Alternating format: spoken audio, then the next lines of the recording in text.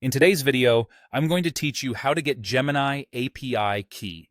We'll walk through the process in Google AI Studio and make sure your key is stored safely so you can start building without exposing credentials. First, open your browser and search for Google AI Studio.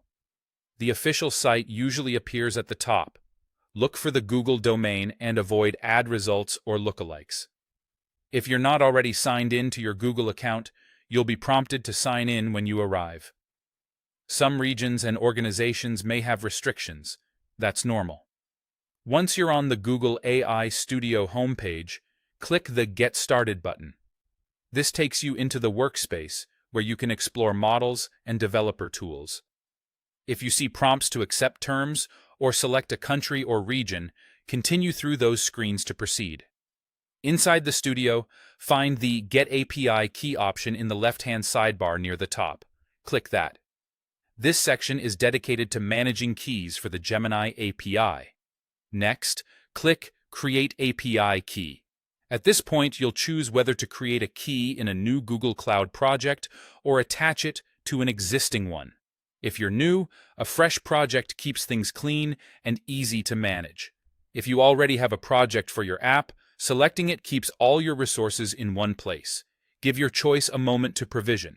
Behind the scenes, Google Cloud prepares the project for API use and may prompt you to enable billing depending on your usage and quotas.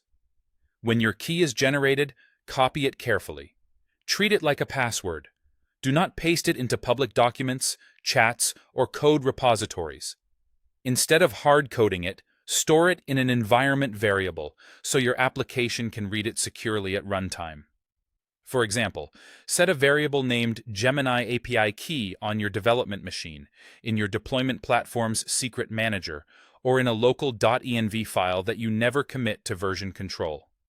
If you're collaborating, share access through your cloud platform's secret settings rather than sending the key directly. As a final safety check, consider restricting the key in Google Cloud to the Gemini API and, where supported, to specific environments or origins. If a key is ever exposed, revoke it immediately and create a new one. That's it.